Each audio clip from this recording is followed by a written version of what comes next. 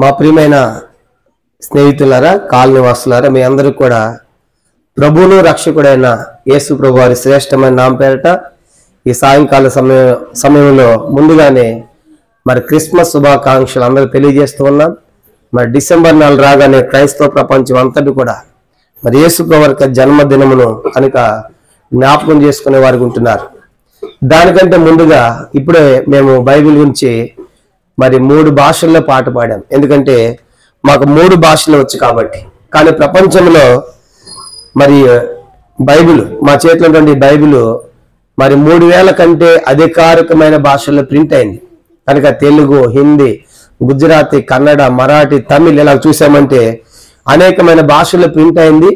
ఇన్ని భాషల్లో ప్రింట్ అయిన గ్రంథము బైబిల్ తప్ప ప్రపంచంలో మరొక పుస్తకం లేదు. అంత మాత్రమే కాదు, ఈనాడు పేపర్లో రాశారు, 1 నిమిషానికి ప్రపంచంలో 50 బైబిల్ కొంటున్నారు. కానీ ఇప్పుడు దాదాపుగా 500 కోట్ల కంటే ఎక్కువ బైబిల్ ప్రింట్ చేయబడ్డాయి. అంత మాత్రమే కాదు, యావత్ ప్రపంచంలో కూడా ఈ బైబిల్ అనుసరించేవారు కొన్ని లక్షల కోట్ల మంది ఉన్నారు. యేసు ప్రభువును నమ్మిన వారి సంఖ్య లక్షల కోట్ల మంది. దాంట్లో ఒక జాతి, ఒక కులము, ఒక ప్రాంతము, ఒక రాష్ట్రము, ఒక దేశమైన భేదము లేకుండా యేసు ప్రభువును నమ్ముతూ ఉన్నారు, బైబిల్ చదువుతూ ఉన్నారు. ఎందుకంటే ఇది లోకంలో మానవులకు సంబంధించిన గ్రంథం. అందుకే బైబిల్లో రాయబడింది, దేవుడు లోకముని ఎంతో ప్రేమించను అని చూస్తాం. కాబట్టి లోకాన్ని ప్రేమించి రాసి పంపినటువంటి గ్రంథం. కాబట్టి ఈ గ్రంథము ఎంత స్వల్పమైన ధరకు అందించబడుతుంది. అది తీసుకోనండి, చదవండి. ఒక మాటలో చెప్పాలంటే బైబిల్ అనగానే ఇతర గ్రంథాలతో పోల్చినప్పుడు ఇది కూడా ఒక మత గ్రంథం అనుకుంటున్నారు. బైబిల్ ఎక్కడ కూడా క్రైస్తవ మతము అనే పేరే ఎక్కడ కూడా ప్రస్తావించబడలేదు. క్రైస్తవ విశ్వాసము, మార్గము అని రాయబడింది. యేసు ప్రభువు లోకానికి వచ్చింది మతాన్ని స్థాపించాలని కాదు. కాబట్టి క్రైస్తవ్యం అనేది మతము కాదు, ఇది మనసును మార్చేది, పరలోకము చేర్చేది అనే విషయము మనం జ్ఞాపకం చేసుకోవాలి. ఎందుకంటే మతము మత్తు మందు లాంటిది అన్నాడు కార్ల్ మార్క్స్. కాబట్టి ఇది మతం కాదు. కాబట్టి క్రైస్తవ్యం అనేది పరలోకాన్ని చేర్చే మార్గం అని రాత్రి మీకు తెలియజేస్తూ ఉన్నాం. జాన్ గుటెన్బర్గ్ అనేటువంటి ఒక మహాభక్తుడు యేసు ప్రభువును నమ్మిన తర్వాత ఈ బైబిల్ ప్రపంచానికి అందించాలని భూమి యొక్క అంతర్భాగానికి వెళ్ళి 7.5 సంవత్సరాలు శ్రమించి ప్రింటింగ్ ప్రెస్, ముద్రణ యంత్రం, అచ్చు యంత్రాన్ని కనుగొన్నాడు. దాని మీద తొలిసారి ప్రింట్ అయిన గ్రంథం కూడా బైబిలే. కాబట్టి ఎందుకంటే ఈ బైబిల్ అందరికి అందించాలి అన్ని భాషల్లో అని చెప్పేసి ఆయన ప్రింటింగ్ ప్రెస్ కనుగొన్నాడు. ఈరోజు మనం ఎంతో ఈజీగా విజిటింగ్ కార్డులు, పెళ్లి కార్డులు వేసుకుంటున్నాము. అది దానికోసం కాదు, బైబిల్ ప్రింట్ చేయాలని. ఆ రీతిగా తొలిసారిగా అచ్చు ఒత్తించబడిన గ్రంథము, ప్రింట్ చేయబడిన గ్రంథము కూడా బైబిల్ అని ఈ రాత్రి తెలియజేస్తూ ఉన్నాం. ఎందుకు ఈ సంగతులను చెప్తున్నామంటే ఇది ప్రపంచ మానవాళికి సంబంధించిన గ్రంథం. దీంట్లో అన్ని విషయాలు రాయబడ్డాయి. జరిగిన సంగతులు, జరగబోయి, ప్రస్తుతం, భవిష్యత్ అంతా కూడా మానవ మనులకు సంబంధించిన అన్ని రాయబడ్డాయి. బైబిల్ రాయబడింది, భూమి ఆకాశము గతించను గాని నా మాటలు ఏమాత్రమును గతింపు అని యేసువారు చెప్పాడు. కనుక లోకములు అన్ని గతిస్తాయి, కానీ ఈ గ్రంథం రాయబడిన ప్రతిదీ కూడా జరుగుతూ ఉంది. కాబట్టి ఇది సత్యవేద గ్రంథము. తీసుకోనండి, చదవండి, సత్యాన్ని గ్రహించి దేవుని యొక్క ఆశీర్వాదాలు పొందాలని ఈ రాత్రి ప్రేమతో మనం చేస్తూ ఉన్నాం. యేసు ప్రభు వారి జన్మదిన సందర్భంగా మనం ఒక అంశాన్ని ధ్యానిస్తూ ఉన్నాము. యేసు ప్రభు వారు ఈ లోకంలో ఎందుకు వచ్చాడు, ఈ లోకానికి ఎందుకు పుట్టాడనే విషయము మనం గత కొన్ని దినాలుగా మనం ధ్యానం చేస్తున్నాము. చూడండి, 1 తిమోతి పత్రిక 1వ అధ్యాయం. మరి యేసు ప్రభు వారు ఈ లోకానికి రావడానికి గల ఉద్దేశం ఏంటో మనం చూస్తూ ఉన్నాం. 1 తిమోతి పత్రిక 1వ అధ్యాయము 15వ వచనము ఇలాగ రాయబడింది. తిమోతికి రాసిన 1వ పత్రిక 1వ అధ్యాయము 15వ వచనం. పాపులను రక్షించుటకు క్రీస్తు యేసు ఈ లోకమునకు వచ్చిన వాక్యము నమ్మతగినది, పూర్ణ అంగీకారమునకు యోగ్యమునై ఉన్నది. అట్టి వారిలో నేను ప్రధానులను. యేసు ప్రభువు ఈ లోకానికి వచ్చిన ఉద్దేశము పాపులను రక్షించాలని. దీంట్లో భాగంగా గత దినాల్లో పాపము అంటే ఏంటో 7 సంగతులు చూసాము. పాపములోని రకాలు ఏంటో కూడా మనం చూస్తూ వచ్చాము. అంత మాత్రమే కాదు, పాపం ఒప్పుకోకపోతే ఏం జరుగుతుందో కూడా విషయాలు మనం చూస్తూ వచ్చాము. కనుక ఈరోజు దాంట్లో నుంచే మరి పాపము చేయకుండా ఉండాలంటే మనిషి ఎలా ఉండాలి, అది రాత్రి అంశం ఏంటంటే పాపము చేయకుండా ఈ లోకంలో మనిషి ఎలా బ్రతకగలడు అనే దానికి కూడా ఈ రాత్రి ఒక 7 సంగతులు మనం జ్ఞాపకం చేసుకోవాలని కోరుతున్నాం. ప్రియమైన వారులారా, యేసు ప్రభువారు ఈ లోకంలో జన్మించాడు, పుట్టాడని చెప్పేసి మరి అనేక మంది భావిస్తున్నారు. వాస్తవానికి దేవునికి జన్మ అంటూ ఉండదు కనుక మనకైతే జన్మలుంటాయి, చావులుంటాయి, పెళ్లిళ్ళుంటాయి, మనం మనుషులం కాబట్టి. కానీ దేవునికి జన్మ అనేది ఉండదు. ఎందుకంటే బైబిల్లో రాయబడింది, ఆది ఆయనే, అంతము ఆయనే, ఆల్ఫా ఆయనే, ఒమేగా ఆయనే, ప్రారంభం ఆయనే, ముగింపు ఆయనే. ఆయన అన్నిటికంటే ముందుగా ఉన్నవాడు. కాబట్టి దేవునికి జన్మలంటూ, దేవునికి పెళ్లిళ్ళంటూ, దేవునికి చావులంటూ ఉండవనే విషయము ఈ రాత్రి మీకు జ్ఞాపకం చేస్తూ ఉన్నాను. యేసు ప్రభువారు ఈ లోకంలో జన్మించడం కాదు, రాయబడిన మాట లోక పాపులను రక్షించుటకు లోకములోనికి వచ్చాను అని మనం చూస్తాం. కాబట్టి ఆయన ఈ లోకానికి వచ్చాడంటే అర్థం ఏంటి? ఆయన ముందే ఉన్నాడు. కాబట్టి ఆయన ఈ లోకాన్ని జన్మించడం కాదు, కానీ ఆయన ముందే ఉన్నాడు. కానీ ఈ లోకానికి రావలసి వచ్చింది. వాస్తవానికి ఆయన ఎంత గొప్ప దేవుడు అంటే చూడండి, ఆయనగా మనలా పుట్టడానికి మనిషి కాదు. యెషయా గ్రంథం 40వ అధ్యాయం, యెషయా గ్రంథం 40వ అధ్యాయము. ఈ దేవుడు ఎంత పెద్దవాడంటే, ఎంత గొప్పవాడంటే యెషయా గ్రంథం 40వ అధ్యాయము 12వ వచనం. యెషయా గ్రంథం 40వ అధ్యాయము 12వ వచనం. తన పొడిసిటిలో జలములు కొలిచిన వాడెవడు? జానతో ఆకాశముల కొల చూచిన వాడెవడు? భూమిలోని మన్ను కొలపాత్రలో ఉంచిన వాడెవడు? త్రాసుతో పర్వతములను తూచిన వాడెవడు? తూనిక చేత కొండలను తూచిన వాడెవడు? ఈ రాత్రి ఈ దేవుడు ఎంత గొప్పవాడంటే యేసు ప్రభువారు రాయబడింది బైబిల్లో, ఆయన పొడిసిటిలో జలములు కొలిచిన వాడెవడు? కాబట్టి మనం గమనించామంటే వెనకాల కొంతమంది స్థలం లేదు, ఎవరొస్తున్న ముందుకు రండి, స్థలం ఉంది, ఎక్కడ కూర్చోవచ్చు, కొంచెం ముందు జరగండి. కనుక కూర్చోలేని వారికి ముందు జరగండి, కొంచెం ముందు జరగండి, స్థలం ఉంది, చదువుకోండి. స్తుతియు మహిమ ఘనత నీకే యుగ యుగముల వరకు, ఎంతో నమ్మదగిన దేవా, ఎంతో నమ్మదగిన దేవా, మా దేవుడవై మాకిచ్చితివి. ఎంతో గొప్ప శుభదినము, మా దేవుడవై మాకి ఎంతో గొప్ప శుభదినము, మేమందరము ఉత్సాహించి సంతోషించెదము, మేమందరము ఉత్సాహించి సంతోషించెదము, కొనియాడెదము మరువబడని మేలుల చేసెనని, కొనియాడెదము మరువబడని మేలుల చేసెనని. స్తుతియో మహిమ ఘనత నీకే యుగ యుగముల వరకు, ఎంతో నమ్మదగిన దేవా, ఎంతో నమ్మదగిన దేవా.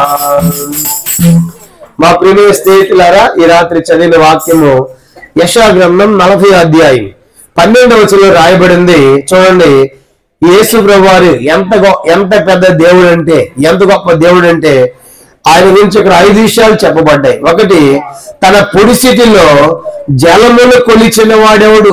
యెషయా గ్రంథం 40వ అధ్యాయము 12వ వచనం. తన పొడిసిటిలో జలములు కొలిచిన వాడెవడు అనగా యేసు ప్రభువారంట ఆయన ఎంత పెద్ద చెయ్యి అంటే భూమి మీద ఉన్నటువంటి జలములన్నీ కూడా ఆయన చేతుల్లో పట్టాడు.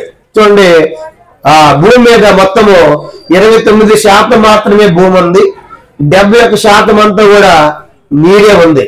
కానీ ఇప్పుడు ఈ యొక్క భూమి మీద మరి మహాసముద్రాలు ఉన్నాయి. మహాసముద్రంలో నీరంతా కూడా ఎంత ఉంటది? మహాసముద్రం. చూడండి, ఒక సముద్రం యొక్క నీరే మనం ఊహించలేమే, కొలతలు వేయలేదు దాని నీటిని.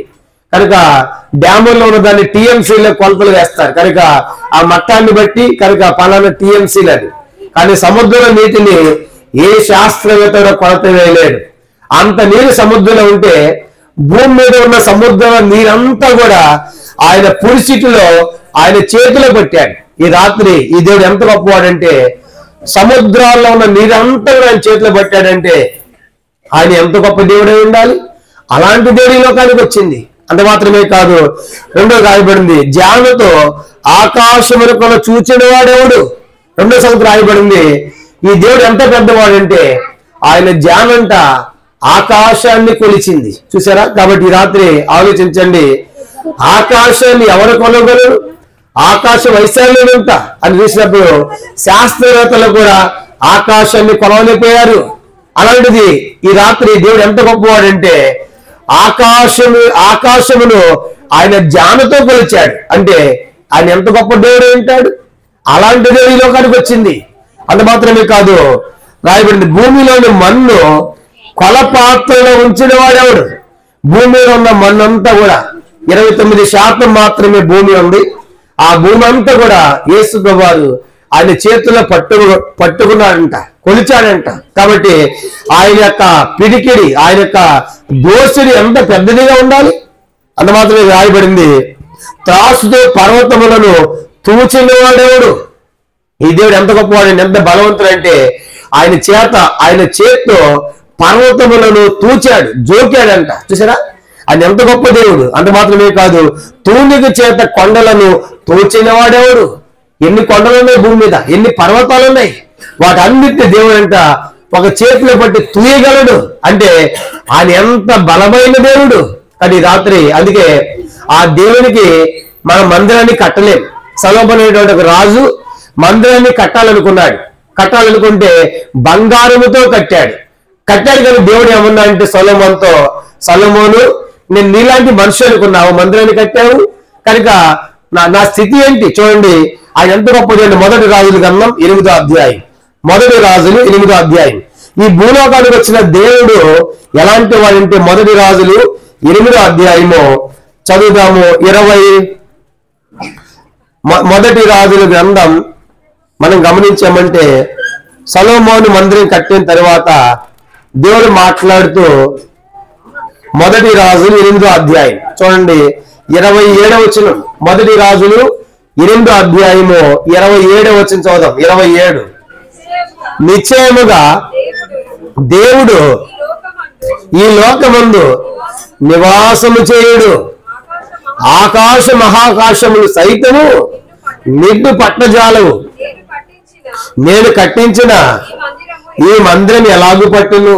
సొలొమోను అంటున్నాడు నిశ్చయముగా, మస్ట్ అండ్ షుడ్, ఖచ్చితంగా చెప్పగలము, దేవుడు ఈ లోకముందు నివాసం చేయడు. కనుక దేవుడు ఈ లోకములో నివాసం చేయడు. కారణం ఏంటి? ఆకాశ మహాకాశములు సైతము నిన్ను పట్టజాలం. దేవుడు ఈ లోకంలో ఉండాలనుకుంటే ఈ లోకం దేవుడు పట్టడంట. అంటే ఆయన ఎంత పెద్ద దేవుడు అయి ఉంటాడు. చూసారా? కనుక ఈ లోకం దిగి వచ్చిన దేవుడు ఈ లోకంలో నివసించడానికి లోకం సరిపోవడం లేదు. అందుకే సొలొమోను అంటాడు ఆకాశ మహాకాశము నిన్ను పట్టజాలము. కనుక అయితే మందిరం కట్టాడు. నేను కట్టించిన ఈ మందిరము ఏ పాటిది? ఆ మందిరం దేవుడు ఎక్కడ వేసేస్తాడు. కాబట్టి ఆయన హస్తాలు, కనుక ఆయన పురుషిట్లో సముద్రంలో నీరంతా ఆయన చేతిలో పట్టాడు, అంత పెద్ద చేయి అయింది. కాబట్టి జ్ఞానను ఆకాశంతో కొలిశాడు, అంత పెద్ద దేవుడు ఆయన. అంత మాత్రమే కాదు, మన్నంతా భూమి అంతా కూడా ఆయన చేతిలో పట్టాడు, పాత్రలో పెట్టాడు, అంత పెద్ద దేవుడు. పర్వతాలను తూచాడు, కొండలను తూచాడు, జోకాడు. అంత పెద్ద దేవునికి మనం కట్టే మందిరం ఎలా సరిపోతుంది? అందుకంటాడు దేవుడు ఈ లోకములో నివసించాలంటే ఆయనకి సరిపోదు. ఎందుకు? యెషయా గ్రంథం 61వ అధ్యాయం. ఎందుకు ఆయన ఈ లోకంలో నివసించాలి సరిపోవడం లేదంటే యెషయా గ్రంథము 61వ అధ్యాయం. యెషయా గ్రంథము 61వ అధ్యాయము మనం గమనించామంటే యెషయా గ్రంథం 61వ అధ్యాయం 61వ అధ్యాయము యెషయా గ్రంథం మొదటి 66 క్షమించండి యెషయా గ్రంథం 66వ అధ్యాయం మొదటి వచనం. యెషయా గ్రంథం 66 మొదటి వచనం. యెహోవా ఎలాగూ ఆజ్ఞయించుచున్నాడు, ఆకాశము నా సింహాసనము, భూమి నా పాదపీఠము. మీరు నా నిమిత్తము కట్టను ఉద్దేశించి ఇల్లు ఏ పాటిది? నాకు విశ్రమ స్థానముగా మీరు కట్టను ఉద్దేశించినది ఏ పాటిది? చాలండి అంటాడు దేవుడు. అంటాడు యెహోవాకు ఆజ్ఞాపిస్తున్నాడు. దేవుడు అంటున్నాడు ఆకాశము నా సింహాసనము. కానీ ఇప్పుడు దేవునికి ఇల్లు కట్టాలంటే ఆకాశం అంత సింహాసనం వేయాలి. చెప్పండి, సింహాసనం ఎంత అంట? ఆకాశం సింహాసనం అయితే, ఆకాశం అంత ఎత్తు సింహాసనం ఉంటే ఆ దేవుడు ఎంత పెద్దవాడు ఏం కదా మీద కూర్చోడానికి. అంత సింహాసనం మనం చేయగలమా? కాబట్టి రాత్రి అంటాడు దేవుడు. అందుకే అంత మాత్రం మీకు అదేంటంటే భూమి ఆయన పాదపీఠం. ఆయన ఆకాశంలో సింహాసనం వేస్తే భూమి అంతా ఆయన పాదపీఠం. చూసారా, అంత పెద్ద దేవుడు. ఎందుకంటాడు నా నిమిత్తము కట్టు ఇల్లు ఏ పాటిది? కట్టిరా, ఈ లోకానికి దిగి వచ్చే దేవుడు సామాన్యమైన వాడు కాదు. ఆయన ఎంత గొప్పవాడు. కాబట్టి ఆయన భూమిని కలుగు చేశాడు, సముద్రాన్ని కలుగు చేశాడు, నక్షత్రాలు కలుగు చేశాడు, కొండలు కలుగు చేశాడు. కనుక సమస్త సృష్టి కూడా ఆయన మహత్వ గల మారి చేత నిర్మించాడు. కాబట్టి అందుకే అంత పెద్ద దేవుడు ఈ లోకములో ఒక మానవుడిగా వచ్చాడు. అదే క్రిస్మస్. చూసారా, కాబట్టి ఇంత ఉన్నతమైన దేవుడు, ఇంత గొప్ప దేవుడు. అందుకే 147వ కీర్తన 5లో రాయబడింది యెహోవా మన ప్రభువు గొప్పవాడు అని రాయబడింది. ఆయన జ్ఞానములకు మితి లేదు అని రాయబడింది. కాబట్టి ఈ లోకం జన్మించినటువంటి దేవుడు సామాన్యమైన వాడు కాదు, అసమానుడైన దేవుడు. కాబట్టి ఎవరితో ఆయన పోల్చలేము. కనుక ఆయన సింహాసనము ఆకాశం ఆయన సింహాసనము, భూమి ఆయన పాదపీఠము. కాబట్టి అలాంటిది సొలొమోను అంటాడు నువ్వు కట్టే మందిరం ఏ పాటిది? కాబట్టి దేవుడు ఈ లోకములో నివాసము చేయలేడు. కాబట్టి కారణం ఏంటంటే అంత ఉన్నతమైన దేవుడు. కాబట్టి రాత్రి పీడారు ఆలోచించాలి. చాలా మంది ఈశ్వరులుగానే ఇదే మనలాగా పుట్టాడు అనుకుంటున్నాడు. ఆయన మనలాంటి మనిషి కాదు. వాస్తవానికి అసలు దేవునికి రూపము లేదు, ఆకారము లేదు. ఎందుకంటే బైబిల్లో రాయబడింది ఆదియందు వాక్యం ఉండేది, వాక్యము దేవుని యొద్ద ఉండేది, వాక్యమే ఈ వాక్యమే దేవుడు. ఈ బైబిలే దేవుడు. సిలువ కాదు, విగ్రహం కాదు, మరియమ్మ పటం కాదు, యేసు ఫోటో కాదు. కనుక ఈ బైబిలే దేవుడు, ఈ వాక్యమే దేవుడు. అది ఇప్పుడు ఏమైంది?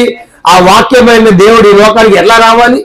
వాక్యమైన దేవుడు మనుషుల మధ్యలో నివసించాలి, మనుషుల మధ్యలోకి రావాలనుకున్నాడు. కారణం ఏంటంటే మనుషులందరూ పాపముతో ఉన్నారు. పాపములను మానవులను రక్షించాలని ఆయన ఈ లోకానికి రావాలని ఉద్దేశించాడు. కానీ ఇప్పుడు మనుషుల మధ్యలో వచ్చి మనుషుల పాపాన్ని పరిహరించాలంటే, తొలగించాలంటే ఆయన కూడా ఎలాగ రావాలి? లోకానికి మనిషిగా రావాలి. కాబట్టి మనిషిగా రావాలి కదా ఆయన ఆ వాక్యము శరీరధారి కృపాసత్య సంపూర్ణ మన మధ్య నివసించిన వాక్యమైన దేవుడు ఈ లోకానికి రావడానికి ఒక రూపాన్ని మనలాంటి రూపాన్ని శరీరం ధరించుకొని ఈ లోకానికి రావాల్సి వచ్చింది. అలా వచ్చాడు. హెబ్రీ పత్రిక 10వ అధ్యాయం, హెబ్రీ పత్రిక 10వ అధ్యాయము, హెబ్రీ రాసిన పత్రిక 10వ అధ్యాయం, హెబ్రీ పత్రిక 10వ అధ్యాయము మనం గమనించామంటే హెబ్రీ పత్రిక 10వ అధ్యాయం నేను చదువుతాను, గమనించండి. 7వ వచనం. అప్పుడు నేను గ్రంథము చుట్టూ నన్ను గూర్చి రాబడిన ప్రకారము దేవా నీ చిత్తము నెరవేర్చక ఇదిగో నేను వచ్చి ఉన్నాను. ఎలాగొచ్చాడు? 5వ వచనం. కాబట్టి ఆయన ఈ లోకం ముందు ప్రవేశించినప్పుడు ఇలాగ చెప్పుచున్నాడు. ఈ లోకానికి ఎలాగొచ్చాడు?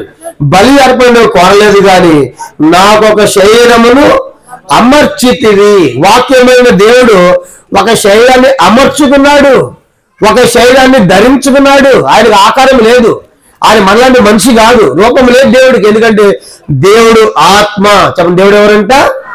ఆత్మరూపి. ఆయన ఒకేసారి అమెరికాలో ఉండగలడు, ఒకే టైంలో ఇండియాలో ఉండగలడు, ప్రపంచం అంతటా ఆయన ఉండగలడు. కారణం ఏంటంటే ఆయన ఆత్మస్వరూపి. ఒకేసారి అన్ని స్థలాల్లో ఆయన ఉండగలడు. అది మనకు సాధ్యం కాదు మనుషులకు. చూసారు? కాబట్టి అలాంటి అతీతమైన దేవుడు, అసమానమైన దేవుడు ఈ లోకానికి దిగి వచ్చాడు. ఎలాగొచ్చాడు? ఒక సామాన్యమైన మనిషిగా, ఒక అనువుగా దాసుడిగా మానవ రూపాన్ని ధరించుకొని తను తాను తగ్గించుకొని ఈ లోకానికి రావాల్సి వచ్చింది. అదే క్రిస్మస్ అంటే ఒక మాట, దేవుడే మానవుడయ్యాడు. చెప్పండి, దేవుడు ఏమైపోయాడు? మానవుడయ్యాడు. కనుక అసమానమైన దేవుడు ఈ లోకానికి సామాన్యమైన మనిషిగా రావటానికి ఇష్టపడ్డాడు. ఎందుకంటే మనుషుల మధ్య సంచరించాలంటే మనిషిలాగా వస్తేనే మనుషుల మధ్య ఉండగలడు. అది ఈ లోకానికి వచ్చాడు, 33 సంవత్సరాలు జీవించాడు మనుషుల మధ్యలో. ఆయన ఏ పాపము లేదు, ఆయన జీవితంలో పాపము లేదు, ఆయన జన్మలో పాపము లేదు. కనుక అలాగే పరిశుద్ధ జీవితాన్ని జీవించి మనందరి కోసము కలువరి సిలువ ఎక్కాడు. కారణం ఏంటంటే మానవులందరి పాపానికి రక్తము కావాలి. గ్రంథాలు సెలవిస్తా ఉన్నాయి, చూడండి, గ్రంథాలు సెలవిస్తూ ఉన్నాయి. పాపం పోవాలంటే ఈనాటి వరకు కూడా మనము ఆయా జాతరలో ఎడ్లను మేకలను వధిస్తూ ఉన్నాం. కారణం ఏంటంటే వాటి రక్తము ద్వారా మా పాపము పోతుందని. బైబిల్లో కూడా ఒకప్పుడు అలాగే చేశారు. కానీ జంతువులు, వేటలు, పశువుల యొక్క రక్తం మానవుల పాపాలు తీసివేయలేదంట. హెబ్రీ పత్రిక 10వ అధ్యాయం 4వ వచనం, హెబ్రీ 10:4 మనం గమనించామంటే ఆ 10:4 ఎడ్ల యొక్కయు మేకల యొక్కయు ఆ రక్తము పాపములను తీసివేయట అసాధ్యం. కాబట్టి ఏది వధించినా, ఏ పశువు వధించినా, ఏ కోడి వధించినా వాటి రక్తం ద్వారా మానవుడి పాపమే పోవడం లేదు. కాబట్టి వాటిని బలిస్తున్నాం కానీ పాపం పోవటం లేదు. అందుకే యేసు ప్రభువారి మరి పాపం పోవాలంటే ఎలాంటి రక్తం కావాలి? పాపము లేని రక్తం కావాలి. మరి పాపం లేని మానవుడు ఎవరున్నారు ఈ లోకంలో? అందరూ పాపులే. బైబిల్ సెలవిస్తా ఉంది, ఏ భేదములు లేదు, అందరూ పాపము చేసి దేవుని పొందలేకపోతున్నారు. అందరూ అంటే దాంట్లో ఒక కులమని, మతమని, ప్రాంతమని లేకుండా అందరూ పాపం చేశారు. కాబట్టి అందుకే ఇప్పుడు పాపం పోవాలంటే పాపం లేని రక్తం కావాలి. పాపం లేని మనిషి ఎవరున్నారు ఈ లోకంలో? మొదటి రాజులు 8వ అధ్యాయం 46లో రాయబడింది, పాపము చేయని వాడు ఒక్కడు లేడు. ప్రసంగి గ్రంథం 7వ అధ్యాయం 20లో రాయబడింది, పాపము చేయక మేలు చేయొచ్చు నీతిమంతుడు భూమి మీద ఒక్కడును లేడు. నీతిమంతుడు లేడు, ఒక్కడు లేడు, గ్రహించేవాడు లేడు, దీన్ని వెతకవాడు లేడు, అందరి త్రోత బేకముగా పనికి మాలవారని. ఇలాంటి మానవులు రక్షించడానికి ఆ దేవుడు మానవుడు అయ్యాడండి. అసమానమైన దేవుడు వచ్చి ఇలాంటి పాపలతో మానవులు విడిపించడానికి మన పక్షముగా మన పాపాన్ని ఆయన మీద వేసుకున్నాడు. ఇదిగో లోక పాపను మోసుకొని పోవు దేవుని గొర్రెపిల్లగా మనందరి పాపము ఆయన మీద మోపబడింది. మనకు బదులుగా ఆయన కలువరి సిలువ ఎక్కాడు. తల్ల ముండ కిరటము, పాదహస్తాల మేకులు, ప్రక్కల బల్లెము, వీపంతా దున్నబడి రక్తపడి వరకు కార్చి శివులో మరణించి సమాధి చేయబడి తిరిగి లేచి 3వ దినం తిరిగి లేచాడు. మృత్యుంజయుడిగా మరణాన్ని గెలిచిన వాడు, సమాధిని గెలిచిన వాడు. ప్రపంచంలో ఆయన ఒక్క సమాధి మాత్రమే ఖాళీగా ఉంది. అందరి సమాధుల్లో కుళ్ళు ఎముకలతో ఉన్నాయి. కనుక ఆయన అమరుడు, ఆయనకి మరణం లేదు. కనుక ఆయనకి జన్మ లేదు, ఆయనకి మరణము కూడా లేదు.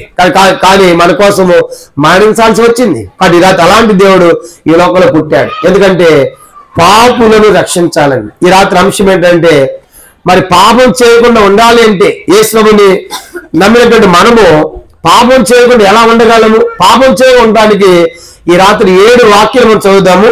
ఈ 7 సంగతులు మనం పాటించామంటే పాపములోంచి మనం బయటకు వస్తాం. మొట్టమొదటి చూద్దాం. మొదటి సంగతి కీర్తన 111, 119 కీర్తన. తొందరగా చూద్దాము.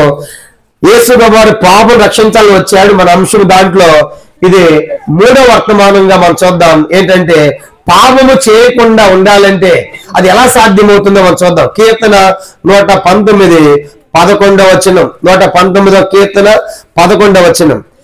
నీ ఎదుట నేను పాపము చేయకున్నట్లు నా హృదయములో నీ వాక్యమును ఉంచుకొని ఉన్నాను. చూసారా? కనుక మొట్టమొదటి సంగతి ఈనాడు పాపం నుంచి బయటికి రావాలంటే, పాపం చేయకుండా ఉండాలంటే చాలా హృదయంలో ఏముండాలంట? వాక్యం ఉండాలి. కాబట్టి అందుకే దేవుని యొక్క వాక్యం ఎవరు చదువుతారో, దేవుని యొక్క వాక్యం ఎవరు ప్రేమిస్తారో, దేవుని యొక్క వాక్యం ఎవరు స్వీకరిస్తారో, హృదయము దేవుని యొక్క వాక్యం హృదయంలో ఉంటే పాపము చేయడానికి భయపడతాం. అందుకే యేసుప్రభువు ఈ రాత్రి ఈ గ్రంథం మన చేతిలో పెట్టారు. ఈ గ్రంథం తీసుకోనండి, చదవండి. కనుక దేవుని వాక్యం చదువుతూ ఉంటే మన పాపం నుంచి బయటకు వస్తాం. ఒక ఆయన ఆర్ఆర్ మూర్తి గారని బ్రాహ్మణ కుటుంబంలో జన్మించాడు. ఆయన బైబిల్ చదువుతున్నాడు. ఎందుకంటే బైబిల్ తప్పులన్నీ పట్టుకోవాలని బైబిల్ చదవడం ప్రారంభించాడు. బైబిల్ చదువుతూ ఉంటే ఆయన బైబిల్లో తప్పులేం కనబడలేదు, కానీ ఆయన తప్పులన్నీ బయటపడుతూ ఉన్నాయి. అమ్మ, ఈ పాపం నేను చేశానుగా, ఈ తప్పు నేను చేశాను, కానీ ఆయన కథంతా బయటపడతా ఉంటే బైబిల్ అంతా చదివాడు. చదివిన తర్వాత అర్థమైంది, బైబిల్ నా పాపం చూపించడమే కాదు, బైబిల్ నుంచి తప్పించుకునే మార్గం కూడా ఆయన నాకు చూపిస్తున్నాడని ఈ బైబిల్ చదివి యేసుప్రభువుని నమ్మాడు, నీతిమంతుడయ్యాడు, గొప్ప సేవ చేశాడు, టీవీలో ప్రసంగం చేశాడు బైబిల్ అంతా గురించి. ఆయనే ఆర్ఆర్కే మూర్తి గారు. ఈ రాత్రి పిల్లలు ఈ గ్రంథం ఎలాంటిదంటే పాపము మన పాపాన్ని చూపించడమే కాకుండా పాపం నుంచి విడిపించేది. కాబట్టి ఈ రాత్రి ఈ గ్రంథం తీసుకోనండి, చదవండి, సత్యాన్ని గ్రహించాలని మనం చేస్తున్నాం. ఎక్కడ దేవుని యొక్క వాక్యము ఎవరి హృదయాల్లో ఉంటుందో ఆ వాక్యం మాట్లాడేది. ఈ వాక్యం ఎలాంటిది? జీవవాక్కు మాట్లాడుతుంది. కాబట్టి మనం సంధిస్తుంది, దర్శిస్తుంది, హెచ్చరిస్తుంది, మనతో మాట్లాడేది. కాబట్టి దేవుని యొక్క వాక్యము ఎవరి హృదయాల్లో ఉంటుందో వారి పాపము చేయకుండా ఈ వాక్యం సహాయపడుతుంది. కాబట్టి అందుకే ఈ గ్రంథం చదవాలి. ఇది మొదటి ప్రాముఖ్యమైన సంగతి. రెండో చూడండి, పాపం చేయకుండా అంటే ఏం చేయాలి? మనం రెండో విషయం మనం చూద్దాం. కీర్తన 20వ కీర్తన రెండో సంగతి మనం చూద్దాము. 20వ కీర్తన చదవండి. కీర్తన 20వ కీర్తన క్షమించండి, నిర్గమాకాండము 20వ అధ్యాయం. నిర్గమాకాండము 20వ అధ్యాయము 20వ వచనం. రెండోదిగా మనం పాపం చేయకుండా నిర్గమాకాండం 20 చదవండి. అందుకు మోషే భయపడకుడి, మిమ్మల్ని రక్షించుటకును మీరు పాపము చేయకూడనట్లు ఆయన భయము మీకు కలుగుటకు దేవుడు ఏం చేశానని ప్రజలతో చెప్పాను. అందరూ చెప్పండి, మీరు పాపము చేయకూడనట్లు ఆయన భయము మీకు కలుగును. కనుక పాపం చేయకుండా రెండోదిగా దేవునికి భయపడాలి. రెండోది ఏంటంట? దేవునికి భయపడే వాళ్ళు పాపము చేయరండి. చూడండి, ఇంట్లో వారు తల్లిదండ్రులు భయపడినప్పుడు అమ్మ మా మమ్మీ కొడుతుంది, మా డాడీ కొడుతుందని భయం ఉంటే ఆ తప్పు వాళ్ళు చెయ్యరు. కాబట్టి రెండోదండి, రాత్రి పాపం చేయకుండాలంటే మనము దేవునికి భయపడాలి. ఇది ఎంతో ప్రాముఖ్యమైన విషయం. దేవునికి భయపడుట. ఇలాంటి మనుషులు కనుక ఎలాంటి భయం లేకుండా విచ్చలవిడిగా తిరుగుతున్నారు, విచ్చలవిడిగా పాపం చేస్తున్నారు. తల్లిదండ్రులు భయం లేదు కనుక స్కూల్లో టీచర్స్ భయం కూడా లేదు. ఈరోజు వార్త మనం చూసామంటే కడప జిల్లాలో రాయచోట్లో ఒక టీచర్ని కొట్టి చంపారండి పిల్లలు. ఇద్దరు పక్కనే, ఆయన సైన్స్ టీచర్ అంట, పక్కనే పిల్లలు అరుస్తూ ఉంటే ఏం మాట్లాడుతుందండి వాళ్ళు గద్దించినందుకు. 3 పిల్లలు తిరుగుబడి ఆయన కొడితే పిల్లలను కొడతారని చెప్పేసి అది ఆలోచించి హార్ట్ అటాక్ వచ్చి చనిపోయాడు. చూసారు ఎట్లా తయారైపోయారంటే పిల్లలు టీచర్ని కొడతామేంటి, టీచర్ పిల్లలు కొట్టాలి కదా, గద్దించాలి కదా. అంత వంట అయిపోయింది లోకం అంతా. భయం లేదు, పిల్లలకు భయం లేదు.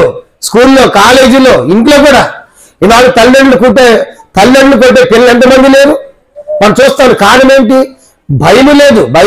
కనుక ఈ రాత్రి పిల్లారా భయం లేకుండా ఉండవద్దు. కీర్తన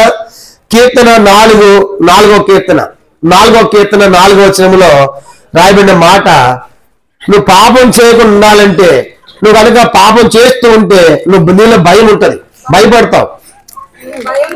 భయము నుండి పాపము చేయకుడి, మీరు పడకల మీద ఉండగా మీ హృదయములలో ధ్యానము చేసుకొనుడి. చదువు గమనించామంటే కాబట్టి భయపడాలి, పాపం చేయడానికి భయపడాలి.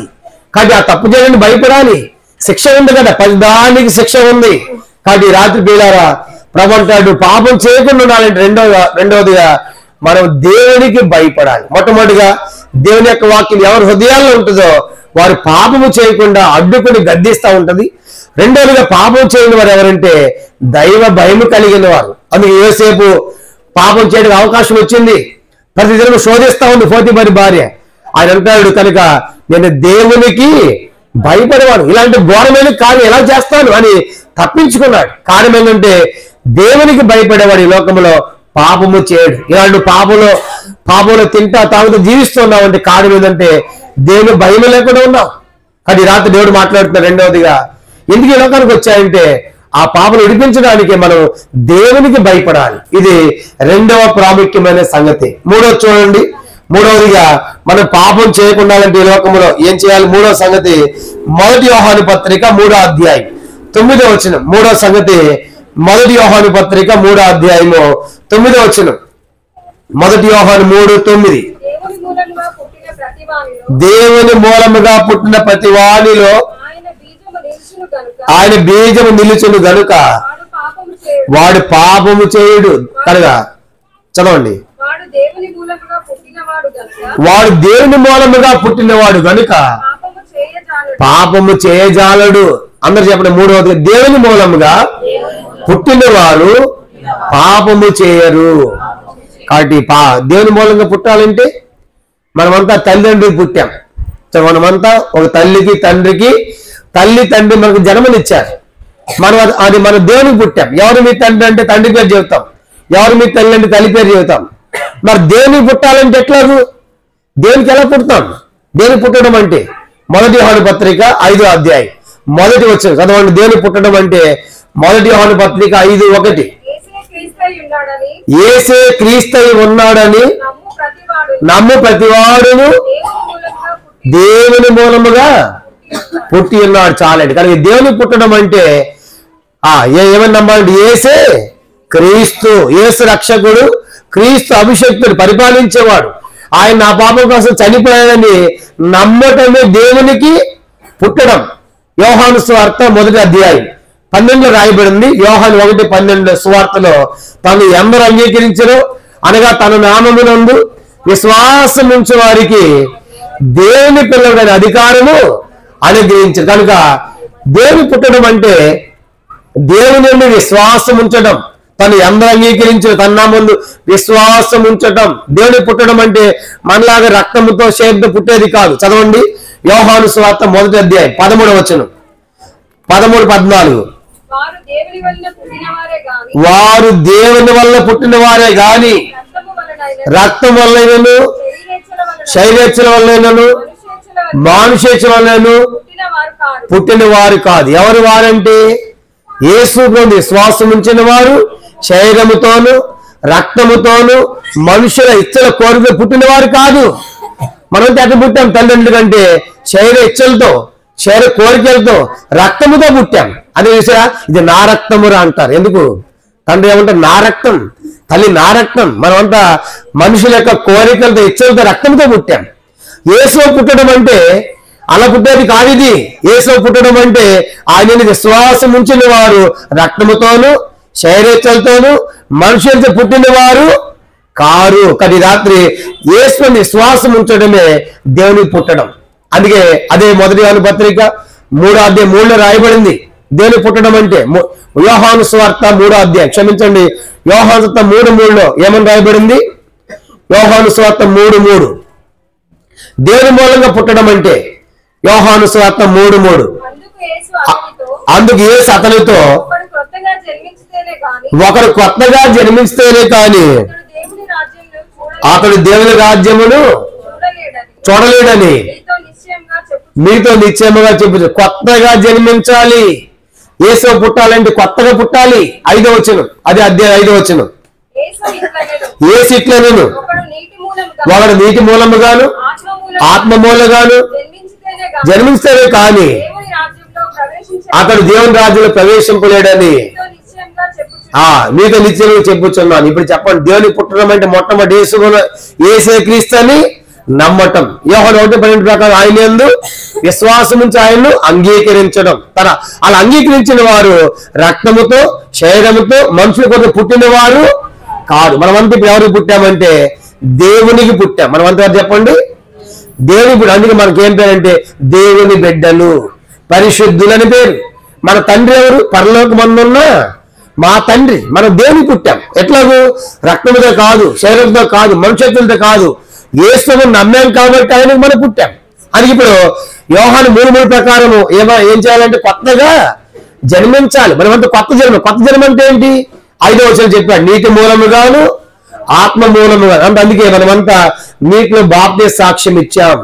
కాబట్టి ఆ బాప్తిస్మ సాక్ష్యం ఇచ్చడం ద్వారా పరిశుద్ధ ఆత్మ మన మీదకి వచ్చాడు. కాబట్టి ఇప్పుడు మనము నీటి మూలముగా ఆత్మ మూలముగా దేవునికి జన్మించాం. కానీ ఇప్పుడు ఇలాంటి వారు కనుక పాపము అదే రాయబడి దేవుని మూలంగా పుట్టిన వాడు పాపము చేయజాలడు. కాబట్టి రాత్రి మరి పుట్టామా?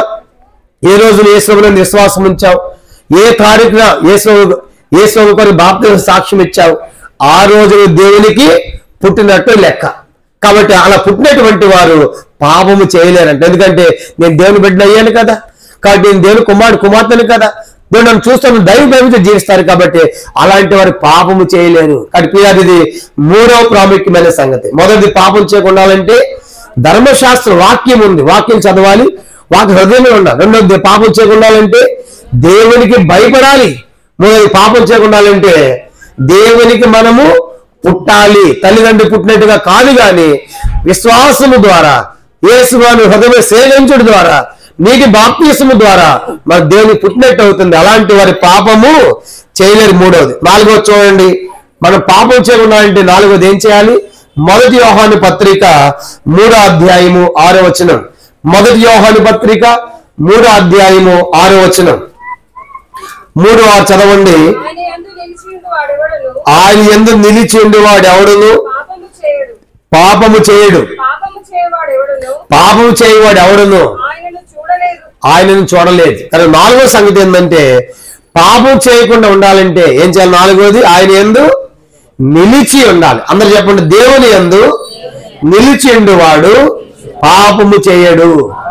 ఎప్పుడైతే మనం దేవునిలో నిలిచి ఉంటామో చెప్పండి ఏం చేయాలంటే వాళ్ళు పాపము చేయరు. కాబట్టి అందుకే చూడండి, దేవుళ్ళు ఉన్న వాళ్ళకి ఎంత నిష్ట ఉంటుంది, కనుక ఎంత నిష్టగా వాళ్ళు జీవిస్తారు. కనుక ఎవరిని ముట్టుకోకుండా తాకకుండా, కారణం ఏంటి? కనుక నేను దేవునిలో ఉన్నాను. దేవుళ్ళు ఉన్నటువంటి వారు పాపము చేయడానికి భయపడతారు. కాబట్టి మరి దేవుళ్ళు ఎక్కువ ఉంటాము. యోహాను సువార్తలో ప్రభువు చెప్పాడు 15వ అధ్యాయంలో 7వ వచనంలో, నా యందు మీరును మీ యందు నా మాట నిలిచి ఉందని మీకే ఇష్టం అడగమన్నాడు. కనుక మీరు నాలో ఉండాలి, నేను మీలో ఉంటాను. మరి దేవుడు మనలో నిలిచి ఉండాలంటే, దేవుల్లో మనం నిలిచి ఉండాలంటే ఎంత పరిశుద్ధమైన జీవితం మనకు కావాలి. కాబట్టి రాత్రి దేవుల్లో నిలిచి ఉంటాయి. యెహెజ్కేలు గ్రంథం 33వ అధ్యాయము చదవండి 18వ వచనం. యెహెజ్కేలు 33:18. యెహెజ్కేలు గ్రంథం 33:18. నరపుత్రుడా అంగలార్చము,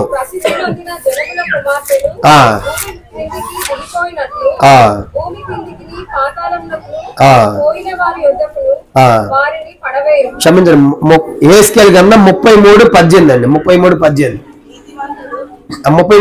నీతిమంతుడు తన నీతిని విడిచి పాపము చేసిన ఎడల ఆ పాపమును బట్టి అతని మరణం నొందును. కాబట్టి నీతిమంతుడు తన నీతిని విడిచి, కనుక దేవుళ్ళు నిలిచి ఉండటం అంటే నీతిమంతులుగా జీవించడం.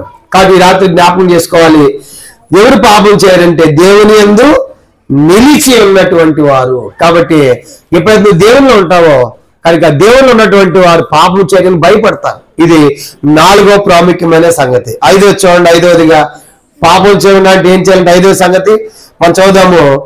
5వ సంగతి మొదటి కొరింథీ పత్రిక 15వ అధ్యాయం 34వ వచనం. మొదటి కొరింథీ పత్రిక 15:34 చదవండి. 15వ అధ్యాయం 34వ వచనం. మొదటి కొరింథీ పత్రిక 15వ అధ్యాయం 34. నీతి ప్రవర్తన గలవారై మేల్కొని పాపము చేయకుడి, దేవునికి వచ్చిన జ్ఞానము కొందరికి లేదు, మీకు సిగ్గు కలిగేట్టుగా. చాలండి, అందరు చెప్పండి ఈ మాట, అందరూ పలకండి. పాపము చేయకుడి, నీతి ప్రవర్తన గలవారై మేల్కొని పాపము చేయకుడి. కాబట్టి పాపం చేయండి ఎవరంట? నీతి ప్రవర్తన కలిగిన వారు. కాబట్టి నీతిమంతులుగా జీవించేవారు. కానీ రాత్రి వాస్తవానికి బైబిల్లో నీతిమంతుడు లేడు. రోమ 3:11 నీతిమంతుడు లేడు, ఒక్కడు లేడని రాయబడింది. మరి నీతిమంతులు ఎట్లా అవుతారు? నీతి ప్రవర్తన ఎలాగొస్తుందంటే రోమ 5:9 రాయబడింది, ఇప్పుడు ఆయన రక్తము ద్వారా నీతిమంతులముగా తీర్చబడి అని రాయబడింది. రోమ 4:25 ఆయన యేసు గారు మన అపరాధుల నిమిత్తం అప్పగింపబడి మనం నీతిమంతులుగా తీర్చబడుటగా ఆయన లేపబడి అని రాయబడింది. రోమ 5:1 ఆయన ఏంది విశ్వాస మూలముగా నీతిమంతులు తీర్చబడుతున్నాం. యేసు విశ్వాసం ఉంచుట, యేసు గారి రక్తంలో మన పాపాలు కడుక్కుంటూ ఒప్పుకుంటే మనమంతా ఏమైపోతామంట? నీతిమంతులం. ఎంత ఉచితంగా ఈ అవకాశం మనకు అనుగ్రహిస్తున్నారు ప్రభు వారు. అది రాత్రి ఎవరైతే వాళ్ళ యేసు విశ్వాసం ఉంచి ఆయన రక్తంలో వారి పాపాలు కడుక్కుని ఒప్పుకుంటున్నారో వారు నీతిమంతులు. కానీ నీతి ప్రవర్తన కలిగినటువంటి వారు ఏం చేయాలంట? పాపము చేయడు. అందుకే మనం చూస్తాం భూమి అంతా బలాత్కారముతో నింపబడింది, చెడిపోయిందంట. ఆదికాండం 6:10 భూలోకం యెహోవా సన్నిధిని చెడిపోయేను. అలాంటి లోకములో ఒక ఆయన ఉన్నాడు. ఆదికాండం 7:1 యెహోవా అంటాడు, ఈ తరము వారిలో నీవే నా ఎదుట నీతిమంతుడివై. కనుక ఒక్క నోహు మాత్రమే నీతిమంతుడు కనపడ్డాడు, అందరూ చెడిపోయారు. కాబట్టి ఇప్పుడు నోహు నీతిమంతుడే కాబట్టి అందరిలాగా పాపము చేయడం లేదు. అందుకే దేవుడు ఆయన కోసము ఒక ఓడని కట్టింపజేసి ఆ కుటుంబం దాంట్లో పెట్టి వాళ్ళు రక్షణ పొందారు. మిగతా వాళ్ళంతా నాశనం అయిపోయారు. కారణం ఏంటంటే నీతిమంతుడైన నోహు తప్పించబడ్డాడు. కానీ రాత్రి పిల్లారా, పాపం చేయకుండాలంటే నీతిమంతులుగా మనం జీవించాలి. ఇది 5వ ప్రాముఖ్యమైన సంగతి. 6వ చూడండి, పాపం చేయకుండా అంటే ఏం చేయాలి? 6వది కీర్తన 39 మొదటి వచనం. 39వ కీర్తన మొదటి వచనం చదువుదాం. కీర్తన 39 మొదటి వచనం. 39వ కీర్తన మొదటి వచనం చదువుదాము.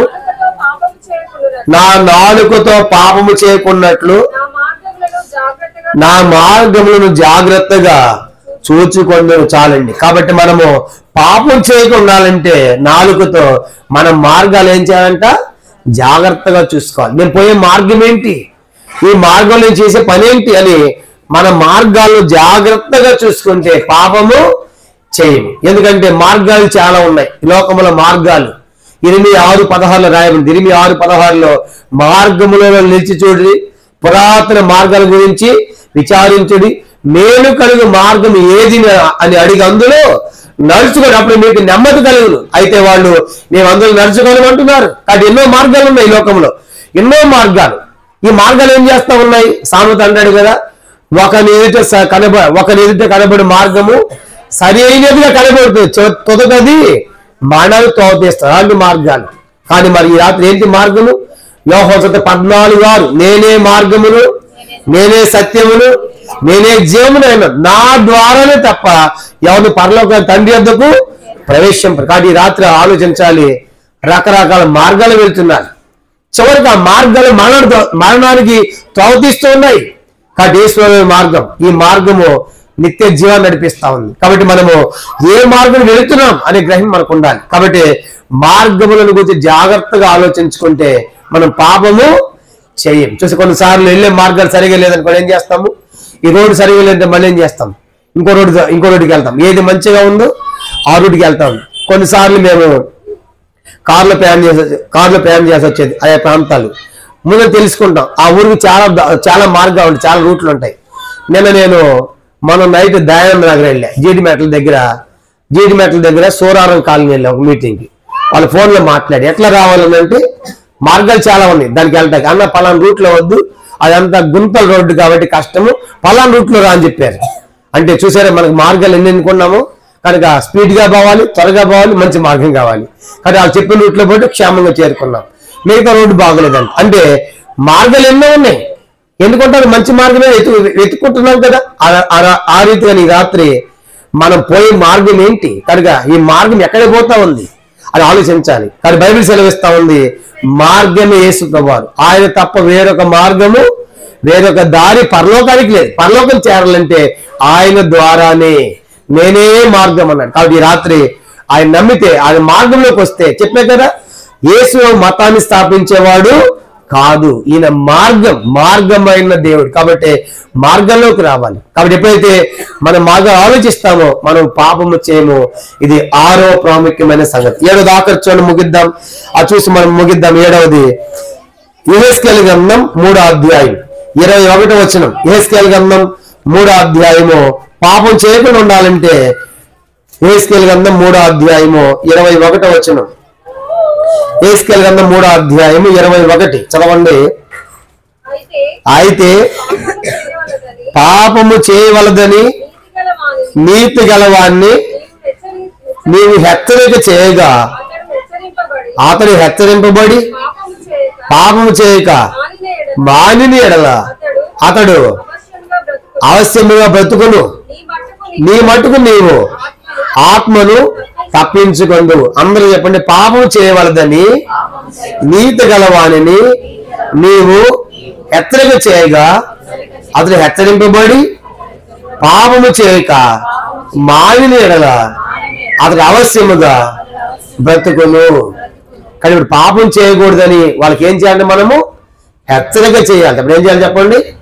హెచ్చరిక. మన ఇంట్లో పంచదార ఉంది, పిల్ల బాగా జలుబు చేస్తా ఉంది కనుక వాడు తింటున్నాడు అనుకోండి, చెప్తాం, రే ఒక పంచదార ఇక్కడ పెట్టాం, నెల్లు తిన్నామంటే నీకు దెబ్బలు అని చెప్పి హెచ్చరిక ఇచ్చిన తర్వాత పోయి వచ్చిన తర్వాత వాడు నిజంగా తిన్నాడు అనుకోండి, ఏం చేస్తాం చెప్పండి?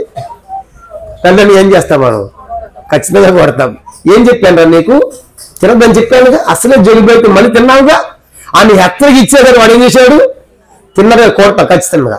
ఇప్పుడు హెచ్చరిక విన్ని తర్వాత వాడు తినలేదు అనుకోండి, ఏమవుతాయి? దెబ్బలు పడవన్నమాట. ఇప్పుడు దేవుడు అంటాడు హెచ్చరిక చేయాలి లోకానికి, కనుక పాపం చేయవద్దు, కనుక పాపం మానండి, సిగరెట్లు మానండి, మందు మానండి, వ్యభిచారం మానండి, దొంగతనం మానండి, అబద్ధం మానండి, అసహ్యం మానండి. లోకానికి ఏం చేయాలంటే హెచ్చరిక చేయాలి, సువార్త ప్రకటించాలి. అలా మారినప్పుడు, హెచ్చరిక చేసినప్పుడు ఆ హెచ్చరిక తీసుకొని వాళ్ళు జీవిస్తే వాళ్ళు ఏమవుతారంట? బ్రతుకుతారంటే అర్థం ఏంటంటే నిత్య జీవానికి వెళ్తారు. అందుకే ఈ లోకానికి ఎందుకు ఇలా ప్రకటన చేయాలి? ఎందుకు ఇలాంటి కోరికలు? ఎందుకు ఇలాంటి కోరికల ద్వారా ఏమైనా పైనుంచి మనకి డబ్బు వస్తుందా? ఈ చలిలో గాలిలో ఎందుకు తిప్పాలంటే యావత్ మానవాళికి మనం ఏం చేయాలి? హెచ్చరిక చేయాలి.